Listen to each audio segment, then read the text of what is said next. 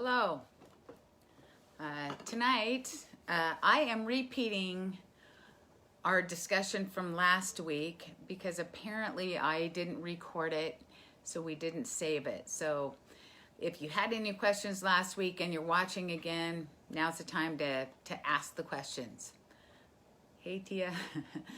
So we are just repeating what we talked about last week. It's the diet trends.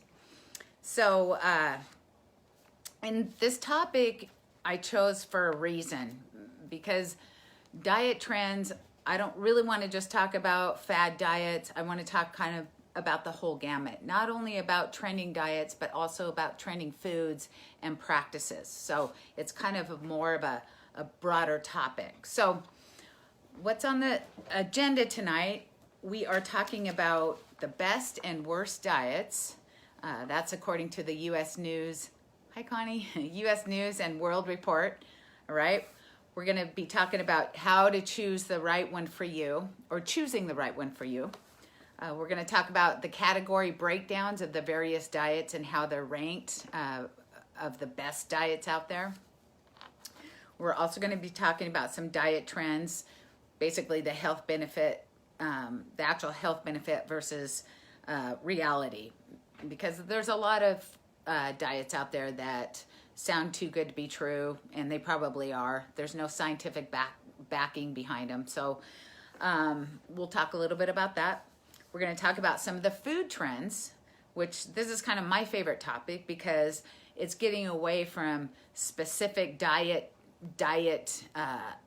categories, and it's more general, getting you to tap in more about your health and going around about your diet that way versus just grabbing a diet and doing it because everybody else is doing it. Okay. So we're talking about that, the food trends. And then we're also going to review just a couple of the some of the diet practices and a couple of other diets that I won't mention in too much detail. There's a whole list of them. I mean, there are so many diets out there. There were so many diets out there that many of them I haven't even heard of. So it's a big diet world out there. And what I just want to say to you about that is, if you're feeling like you're wanting to change your food a little bit, really figure out why. What is the purpose behind changing your diet or your food? Is it because you're tired, or is it? I deal a lot with weight loss, so that that's really the first thing that comes out of somebody's mouth when I'm consulting with them is I want to lose weight. But what goes hand in hand with that is you're also feeling sluggish, you're tired. You're just not as active as you've been. I mean, a lot comes into that play. Maybe you need it because you have a health issue, diabetes, heart disease, any of those. So really figure out what it is and why you want to change your diet and take that stance. And then do some research. Make sure there's scientific evidence to back up what the claims are behind diets.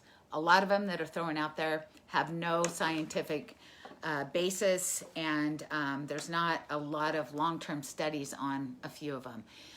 Some of the diets I've known through, I mean, I've been in the practice for over 30 years.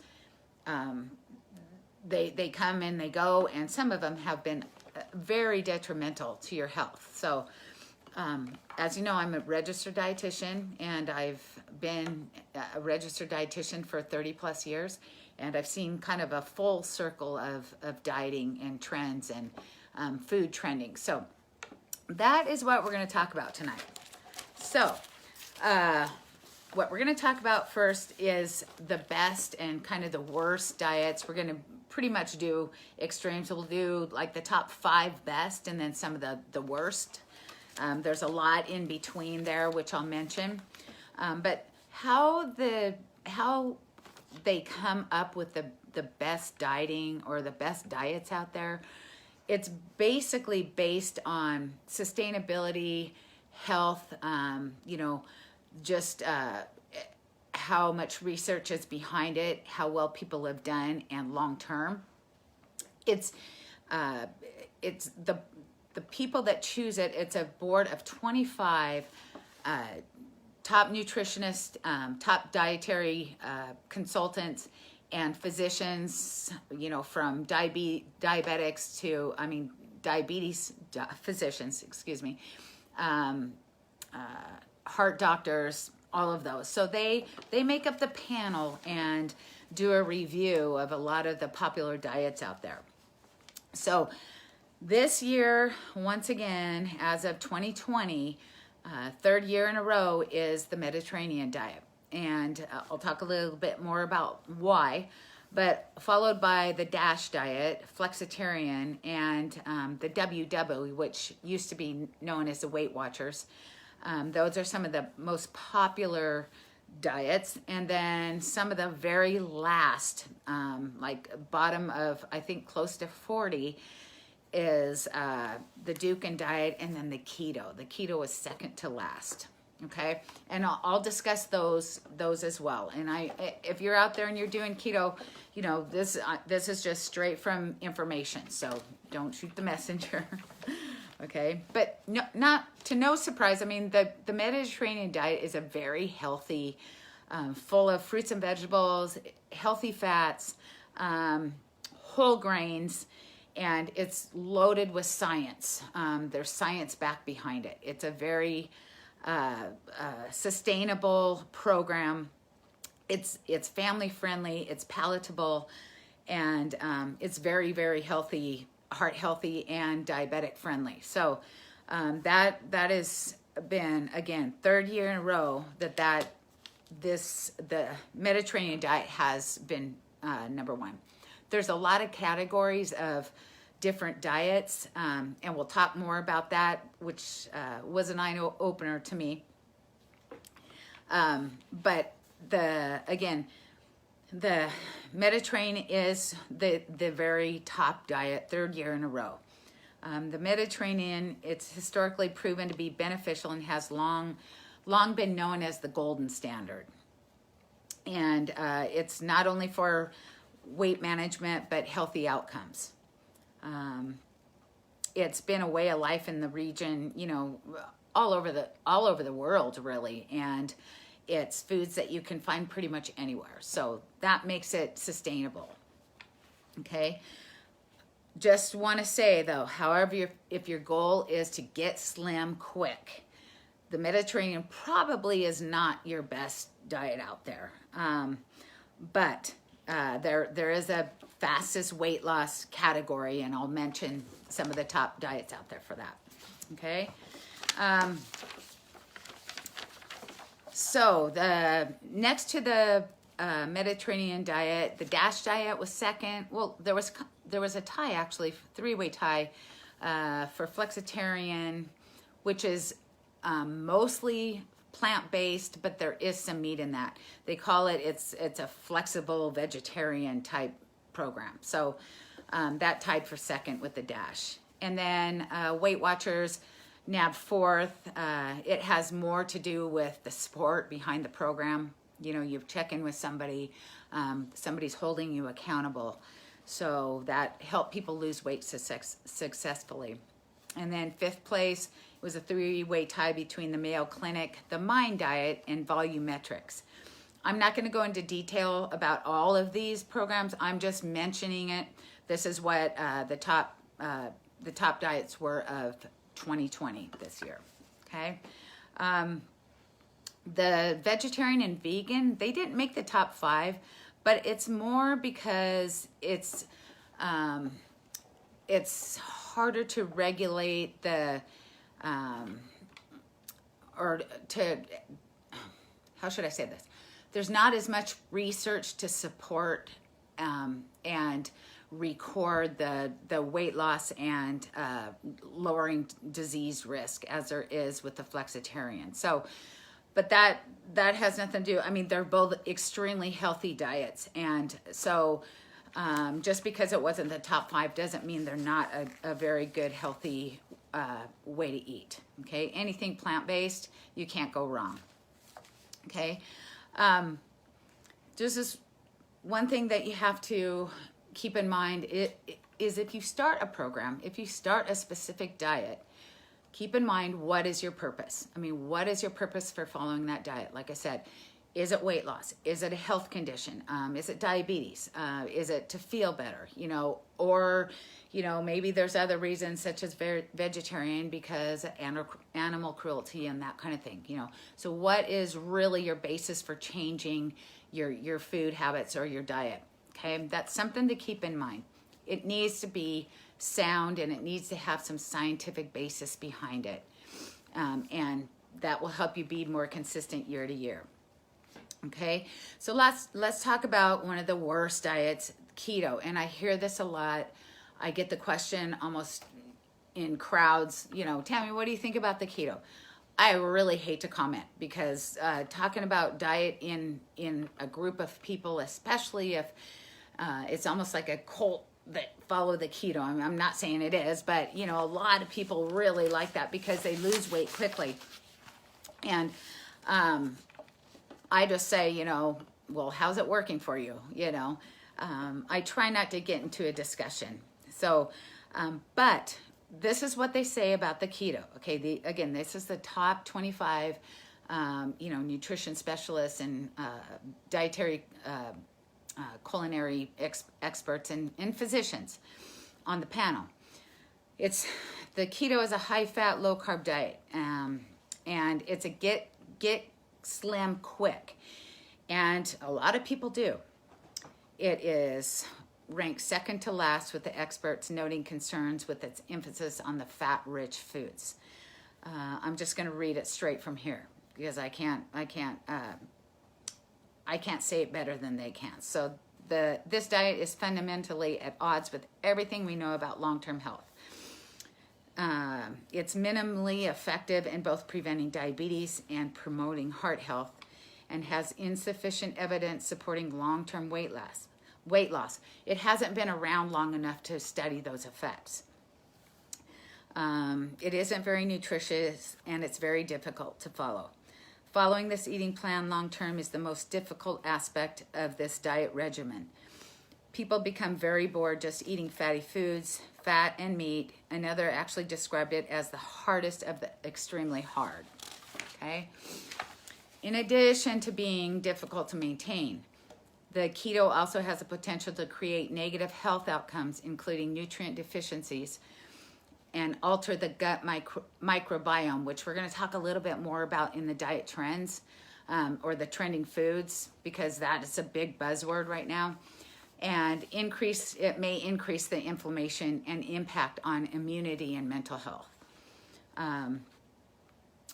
So that is one of the lowest ranking. Other low ranking diets include the Dukan diet, which I had never even heard of. I had to look it up. Whole30, Atkins, and the raw food diet. The number one thing the 5 diets at the bottom of the list have in common is lack of research, either about weight loss outcomes or the impact on health. Okay, so just putting it out there. All right, so the next topic I want to talk about is how to choose the right diet for you. Remember, I was saying, why would you choose your diet? I mean, what is the purpose? Is it for weight loss? Is it for, health concerns? Is it for sustainability, or wanting to do more plant foods, or, just animal cruelty, you don't want to eat meat anymore. What is your reason? What is your driving force for changing your diet? That is what getting information about some of these diets will help you with. So if you're trying to lose weight or improve your heart health, not one diet fits all. Yeah, there's a lot of different variations of diets. So remember, just because, if the Mediterranean says, oh, this is how much you eat, it's a little more flexible. So if you're able to choose foods that you are accustomed to or that you like, that are healthy, the longer you're going to maintain those habits. All right. So one size does not fit all. You can be creative. If the more you can find out about the various diets out there, various diet trends, that fit into what your goals are, the better off. I mean, you're going to be armed with you know, evidence and, you know, support and, you know, to help you make a better decision on what to go with. So remember, have those check boxes, you know, at the, if you're looking at diets, how you think that you're going to be able to maintain a certain program. Okay. Also ask yourself this question: can I maintain this type of eating for at least 6 months? If you're hating every minute to it and you're waiting for the last day of that diet, it's going to be really hard to maintain that. So keep that in mind. Be thinking of how you're going to incorporate, if you've changed your diet a lot, how you're going to maintain those practices to keep moving forward had you had some progress from it. Okay? So, all right.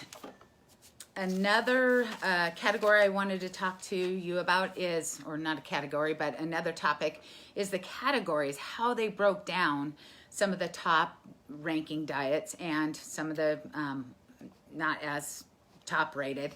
Okay, so there's a lot of categories, and I thought this was really interesting, so this is why I'm mentioning it.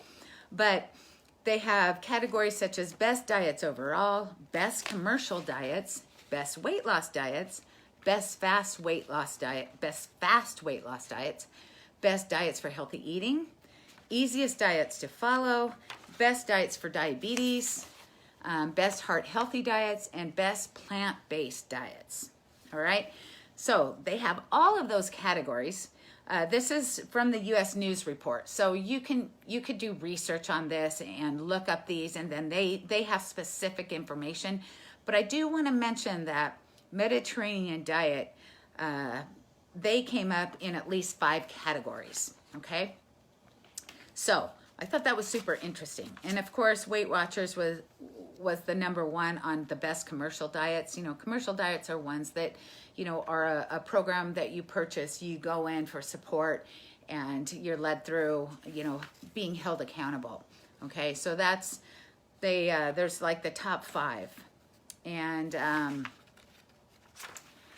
the best weight loss diet. So there's 2 categories for this. And I just want to mention this because this is mainly the people I work with or get consulted by, is the best weight loss diets. Again, Weight Watchers, #1, vegan diet, #2, volumetrics diet, #3, flexitarian diet, #4, Jenny Craig diet, #5. Okay, that's best weight loss. The next category, best fast weight loss, HMR diet, Optavia diet, Atkins diet, Jenny Craig, and then the keto was #5 on that one. Even though keto was almost number 40 on the worst diets ranking this year. Okay, so just some interesting categories of different you know, diets out there. The plant-based, again, Mediterranean diet was #1, the flexitarian, Nordic diet, Ornish diet, and vegetarian. Those are the top 5. Okay, let's move on. We are going into diet trends. This is, so we are going to talk a little bit about food trends, but this is diet trends. So these are things that you do diet-based. So we're going to come back to, there's three diet trends that I'm going to mention tonight. One is the keto diet. Now, we talked extensively about what was wrong and why it was ranked one of the worst. But the claim for the keto is to lose weight quickly while never feeling hungry. That's the basis for it, okay? Reality, this is a very high, low carbohydrate diet. A recent study found that keto diet did not have any long-term advantages on weight loss. The high saturated fat foods are mostly eaten while on keto diet may raise bad cholesterol levels, which increases your chances of heart disease. Okay, that was a Journal of Clinical Lipidology. All right, so just wanted to mention that. The second diet trend is the Pagan diet, which is paleo plus vegan, or pagan, you can call it. All right, eat like a caveman for better health. That's the claim. The reality, the Pagan meal or Pagan meal plan takes principles from paleo and vegan diets. That just almost seems like an oxymoron because paleo is meat-based. But anyway, the focus is eating mostly fruits and vegetables. The diet is also includes lean meats, fish, eggs, and nuts. The difficulty with this meal plan is how restrictive it is. People are not allowed to eat grains, dairy, legumes, sugar, or salt, which could lead to certain vitamin or mineral deficiencies. It can also be difficult to maintain in the long run. The takeaway from this is to focus on eating less processed foods and more fruits and veggies every day. All right, so the last one, two more. Bear with me, meat alternatives. So now they have plant-based meals. Like, I don't know if you've seen it, Red Robin, they have the Impossible Burger, and that is a plant-based burger. Okay, so the claim is plant-based meals such as Impossible or Beyond Burgers are healthier. Okay, reality, the plant-based meats are not necessarily healthier than lean ground sirloin or ground turkey breast, as they contain similar amounts of saturated fat and have a lot more sodium. So that's something to keep in mind with those plant-based meats. If you want to eat less meat and more plants, consider choosing a healthier alternative like bean burger that has been minimally processed. Okay, that's American Medical Association. So keep in mind, people are going more plant foods, which is great, but some of the plant-based meats really aren't that much healthier. Okay, they're loaded with not only sodium but also fillers. Okay, so more will be coming out and they'll get healthier, but keep in mind, just start reading labels. Okay, the last one, apple cider vinegar. And once in a while I'll get this question, can it help me lose weight? Can it help my gut be healthier? So the claim is drinking apple cider vinegar will help lower blood sugar, cholesterol, and help with weight loss. Okay, reality, studies are still being done with apple cider vinegar. Some show that it may help with diabetes and cholesterol control, but the research is still questionable. There are also some harmful effects associated with apple cider, such as upset stomach or teeth enamel damage because of the vinegar's acidity. Until more research is done, it may be better to use apple cider vinegar as part of your cooking or salad dressing. Okay, so that is some of the healthy or the diet trends of 2020. Okay, which leads me into my next favorite topic, the top food trends in 2020. Okay, I love this because it's getting people thinking more about their health, less about calories, and just focusing more on things that are going on internally. Because it's hard to see what's going on in there. You may feel yucky, but you can't really see what's going on in there. So the top food trends are getting more going down that avenue, and I love seeing this. So the first one, you're going to see a lot more gut-friendly foods. This is a huge topic right now. I've done just 2 or 3 seminars this year on gut health and the microbiome and all of that. It's super interesting. It's very, it's like I have to take a whole nother, year in school just to learn all about the gut, but it's super interesting. So keep watching about gut health because it affects everything. It really affects our brain, our disease states. So you're going to see a lot more gut-friendly foods in the store. Okay, let's see. Okay, so some of those gut-friendly foods, kombucha, kefir, and other gut-friendly fare, they're still hot. So gut health is important. You hear about prebiotics and probiotics. Now they're taking it a step further. It's during to get your fix. It's probiotic rich kombucha. There's also some beneficial bacteria in it. The fermentation process is what helps the bacteria and helps aid in your gut. Okay, so some of those foods, I'm just going to mention some of those foods: kefir, kimchi, and kombucha I see a lot. There's also sauerkraut and oatmeal products that are coming out with probiotics. So be watching, watching things trend. Costco has a lot of those foods. It's so interesting. It's almost like they just stay on the cuff of trending foods out there. But not all are healthy. So it's figuring out what it is you need and going from there. Talk to a registered dietitian to help you if you need to. All right. Just a little bit about the gut. The microbiome is a community of microbes, including bacteria in the gut, that may play a role in development health conditions such as diabetes, eczema, cancer, depression, and actually even Alzheimer's, they're talking. So again, the more good bacteria we can put in the gut that we know of, remember, be careful with probiotics because you can overgrow good, healthy bacteria, overgrow a certain strain and not getting enough of another strain. So you got to be kind of careful with probiotics, okay? Let's move on. The oats, I mentioned oats. They're not just showing up in milk anymore. There are oat-based yogurts, oat-based milks, oat-based cookie stuff. And I mean, it's not just soy milk or dairy anymore. It's oat alternative. So it also has a little bit of fiber in it. So be looking at some of those oat products coming out. Again, get familiar with the label. Do some research on it, okay? The other one, gluten-free is not going away. Actually, that's later on. Hold on, let me back up a little bit. Veggies are getting more convenient.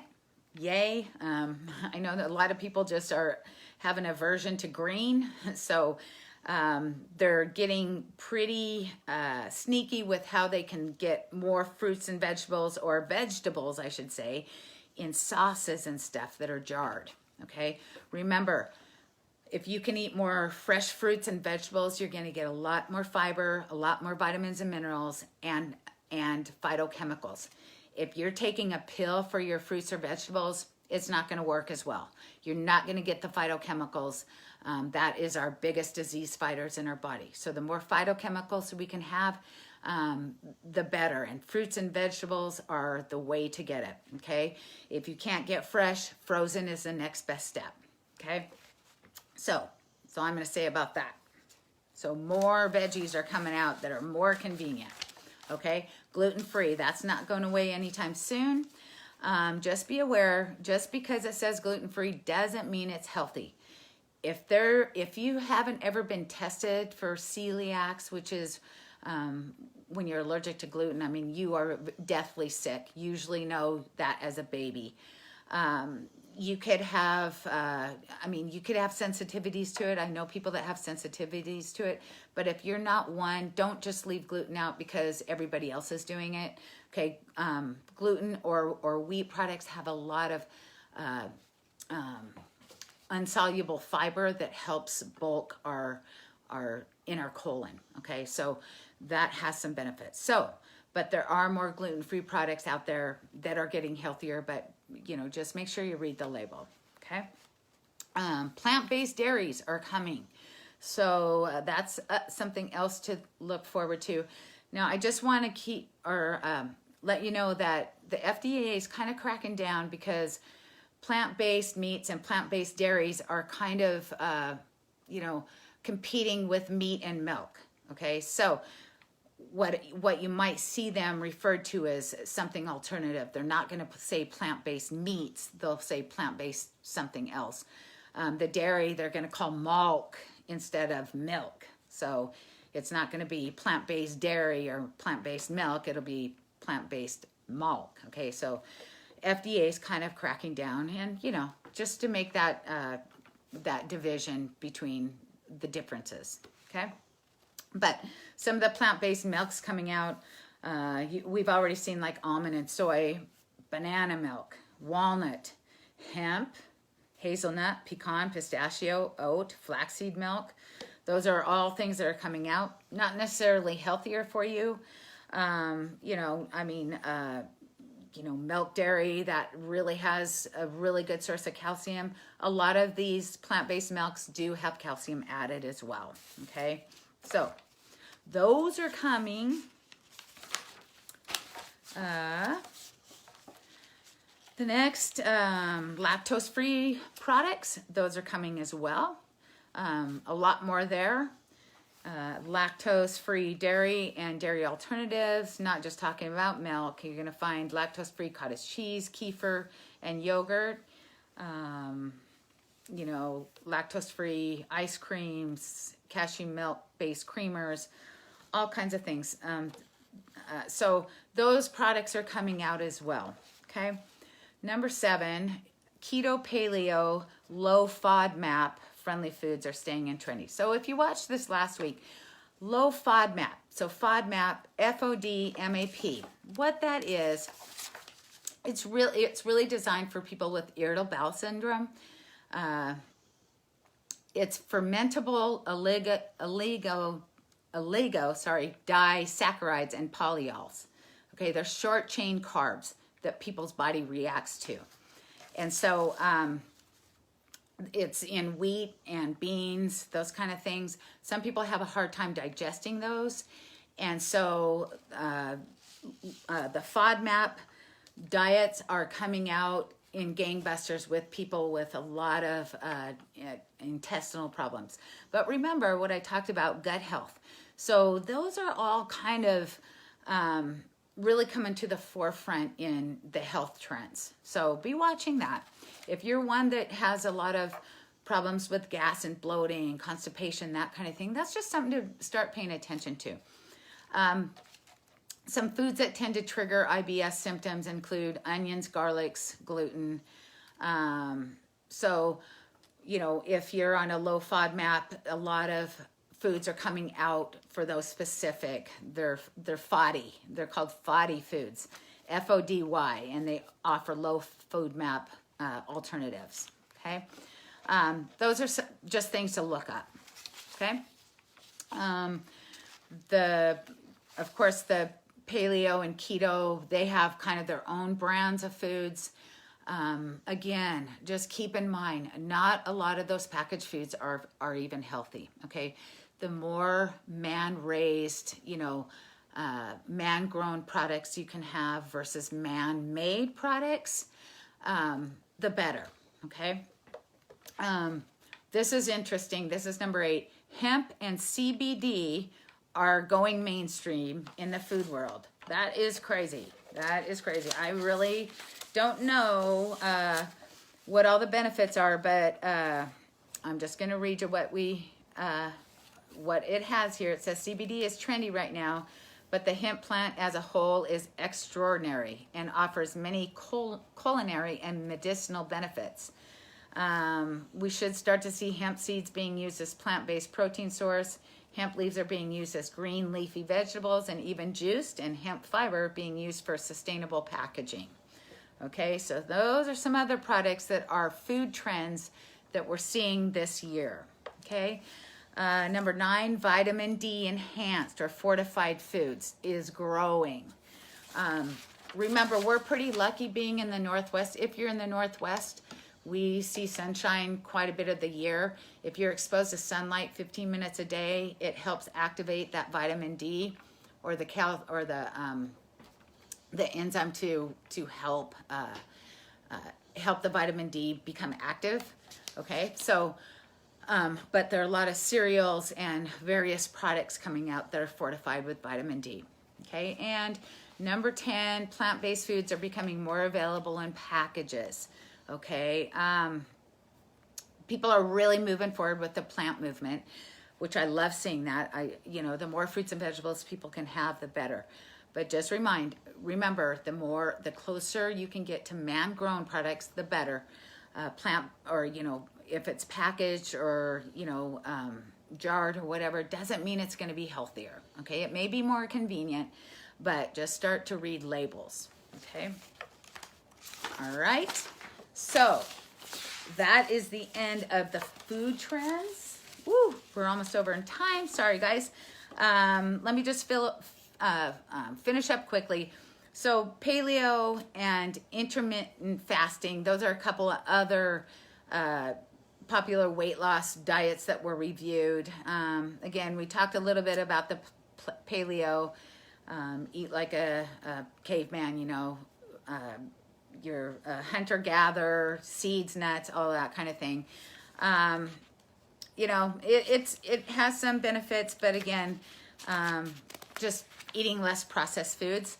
But I do want to mention intermittent fasting because I get asked about this a lot. Okay, there's 4 different popular ways of the intermittent fasting.